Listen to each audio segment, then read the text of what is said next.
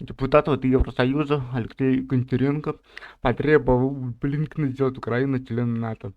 При отказе пригрозил создать в Киеве ядерную бомбу. Господин госсекретарь, против нас воюет ядерная держава.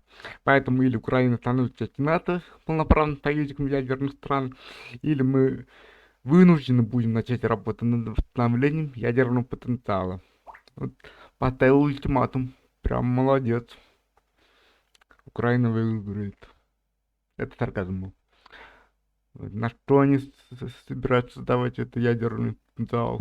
Как они, НАТО уже это все понятно. Им туда пусть заказан. Ну, не...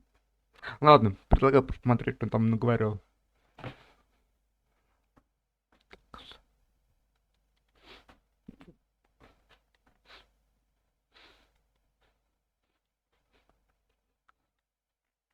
Secretary Blinken, you said those who are not at the table are in the menu. Ukraine was at the table in Budapest when we voluntarily gave up our nuclear weaponry. Now we are in the menu. So the question is, what is the way for us? We are confronted with a nuclear power. Either we will become member of NATO, alliance with a nuclear power, or we should restore our nuclear status. I don't see any other option. What option do you prefer, and what you will answer on this? Thank you very much. I'll say just very quickly on Ukraine. I think you've heard throughout this conference, including by the fact that we have an extraordinary delegation from the United States Congress here, Republicans, Democrats, Senate, House, that there is enduring support for Ukraine, and that's not just from the United States. It's from country after country in Europe and well beyond, for a whole variety of reasons, starting, of course, with the aggression that the Ukrainians have suffered, but also because that aggression has gone to the very principles at the heart of the international system that each of us has a stake in preserving, and that's not going away.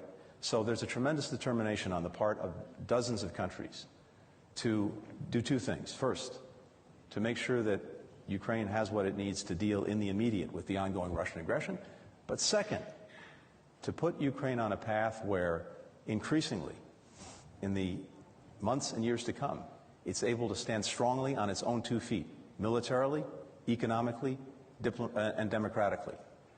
That is the strongest possible rebuke to Putin. It's the strongest possible rebuke to all those who would seek to undermine Ukraine. And I'll just conclude with this. The real lesson to be drawn from what we've seen, including, as you rightly said, Russia tearing up and then spitting on the Budapest Memorandum, among many, many other agreements, is that this aggression against Ukraine has been an absolute strategic debacle for Vladimir Putin and for Russia. Russia is weaker militarily, it's weaker economically, it's weaker diplomatically. Europe has ended its energy dependence on Russia in the space of 2 years.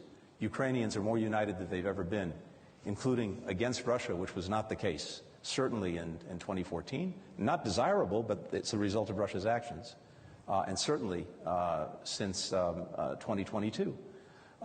We have a NATO alliance, a defensive alliance, with no intent of ever attacking Russia, only there to defend its members, that is now stronger and larger. All of this a result of actions that Russia has taken, precipitating the very things it said it wanted to prevent. So I think as those lessons are digested, not to mention the horrific losses that Russia has suffered as a result of Vladimir Putin throwing its young men into a meat grinder of his own men, a solidarity that is important not just for Ukraine, but for all of us. The stakes couldn't be higher. So my belief, again, listening to everyone here over the last couple of days, talking to our members of Congress who are with us, is that not only is that support there, it will be sustained, and Ukraine will succeed. Ну, я думаю, выводы делать можете сами. Вот. Всем пока.